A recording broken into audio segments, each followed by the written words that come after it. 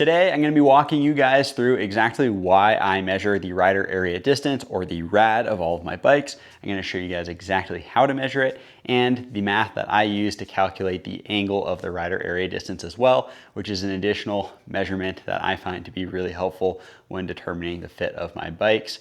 If you've been watching the channel for a while, you've heard me talk about RAD and a bunch of other uploads, and I'm stoked to walk you guys through this today. So let's get into it. So for starters, what is RAD and why the heck do I use it? Well, I'll flip you guys around here and I'll show you. So what you do for the RAD is you put a shoelace with some rubber bands across your grips. So that way you have a nice line to measure from. And it is the measurement from the middle of the spindle there up to that line. So that is your rider area distance, or your RAD, sometimes referred to as spread. It's got a few different names that I've heard.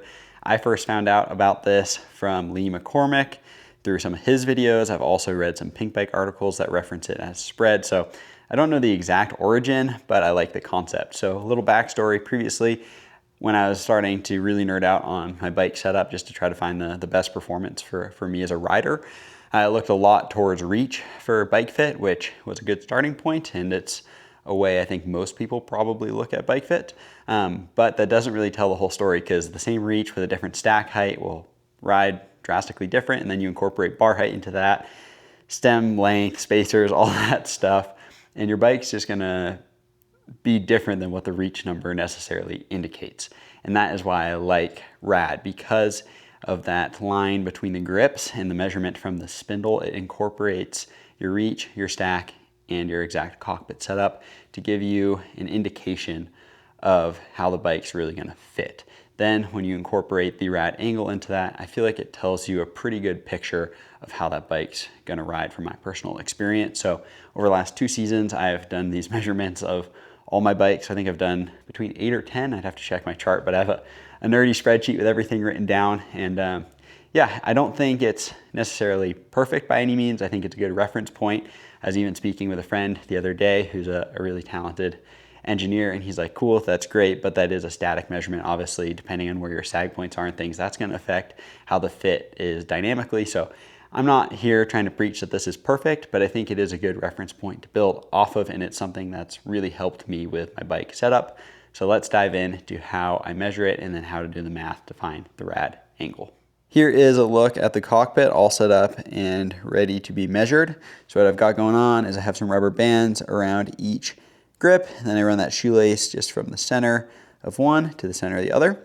Then I come down here to the crank. Now on the Saint cranks in particular, because what you're looking to do is measure from like the middle of the spindle, I just put my index finger in there and then I just measure, put like the end of the tape measure on my fingernail there. It just gives you a rough midpoint of the spindle. Then I just measure up to the middle point of that line. So that is how I go about it for the Saint crank in particular. I've measured this on some friends' bikes where on different brands of cranks you can't quite like put a finger just to like be a spacer or something. So sometimes I just eyeball where the center of the spindle is. So it's not perfect, but this is a reference point here. So it's not exactly the most scientific thing in the world, but I think it's a really great reference point to have. So now I'll toss the camera on the tripod and we'll measure this up. Got you guys on the tripod now, so I'll walk you through how this goes. So I just realized I actually don't use my fingernail. I use the bottom of my finger in the spacer on the Saint crank there, and just go up to the middle of the bar.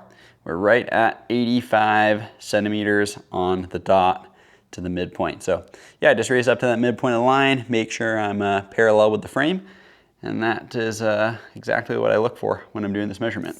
Clearly, this isn't the most scientific thing in the world, but you just don't want to be like at an angle away from your frame, because that's gonna change your measurement. Like if you're over here, I'm at 85.5. If I'm center, I'm at 85. And then same if you were to try to go across the frame, you're not gonna get an accurate reading. So being parallel with the frame, I find to be about perfect for this measurement. Now that we've got the RAD, or the spread, or whatever you'd prefer to call it, measured in at 85 centimeters, it's time to figure out the angle. And just quickly before I explain how to find the RAD angle, I just want to explain why it's actually important to have this number. So I've got my sand wedge here, which is conveniently about the exact length of my rider area distance on this bike. So right there, you've got the RAD line displayed. So that's the 85 centimeters at the angle that it naturally would lay. Now, hypothetically, if these bars were to move way lower, and I bring this all the way down here, now this is still an 85 centimeter rad, but it's much lower. This bar position is going to feel drastically different than the bar position that the bike currently has. And that is because of the way that your body posture is going to be on the bike. So in this lower position, as indicated by the end of the golf club, you're going to have way more weight over the front end of the bike. It's going to be way steeper feeling. It might feel better on flat terrain, but it's not going to be as confidence inspiring on steep terrain because you're going to be so over the front. Now, this bar position, if we bring it back here, this is a little slacker. You're going to be a little more back seat. You might not have as much front wheel traction on flat ground, but once the bike gets into some steep terrain, you're going to feel way more confident. And now that is the same rad, but just at two different angles. And that is why it's really important to have both the rad and the rad angle to tell the whole story of how the bike rides. And that's exactly what we're looking for with these measurements, as we're trying to get an indication of how the bike feels to you, how it may feel in differing terrains based on this angle measurement. This is a reference point for your bike fit and how you can adjust it to better optimize for your riding, whether that be your terrain, maybe your body proportions if you have long arms and things like this.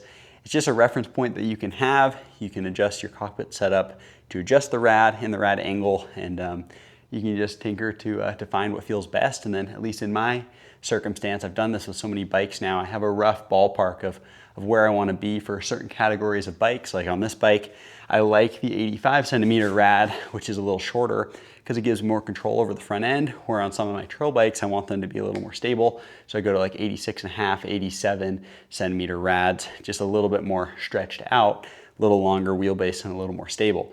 So it just takes time putting in the process of calculating the rads on different bikes, and just you accumulate that data over time. And I think it's something that can really help you guys, which is why I'm going into such ridiculous detail explaining all of this. So yeah, now let's figure out how to calculate the rad angle, now that we've explained why it's important.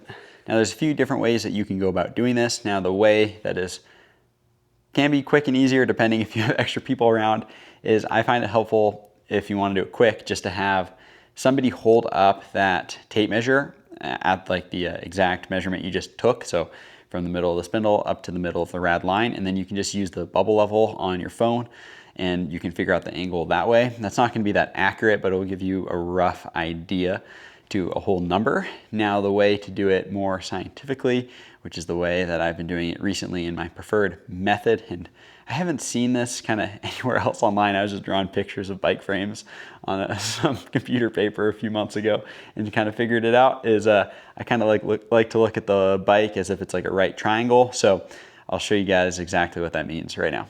So the way that I look at this as a triangle to figure out the angle of the rad is, I first get the measurement from the floor to the middle of the spindle. Then I take a measurement from the ground to the middle of the rad line.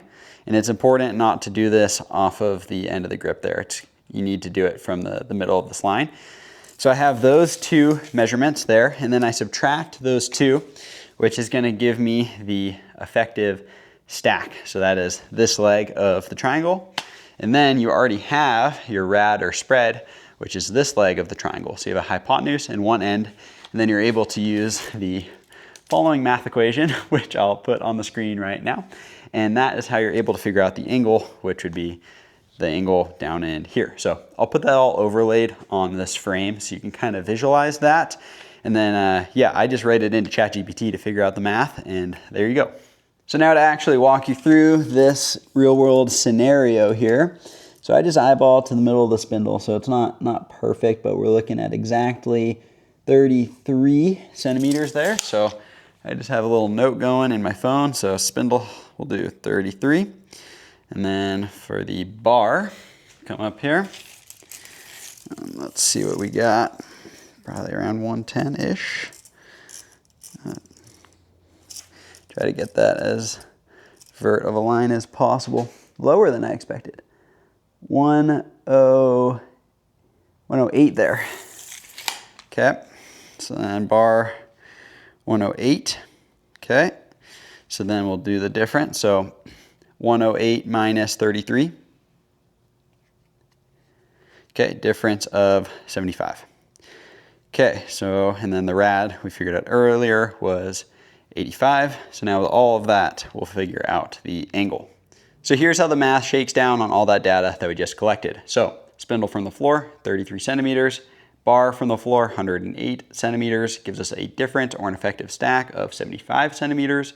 The rad, which we measured earlier, 85 centimeters, and all that gives us an angle, or rad angle, of 62 degrees, which was computed by ChatGPT. And if you're curious, that top leg of the triangle, which would be your effective reach, that is at 40 centimeters. So that is how all the math breaks down. And also, just to be transparent here, this is actually my first time calculating the rad angle of this bike doing the math, not just using the phone. And the last time when I did this with the phone, I came back at a 64-degree angle, which is actually like a huge miscalculation. So doing it this way with the math is keeping me honest. 62 degrees is more where it's at. I always felt like the 64 was sounding a little steep.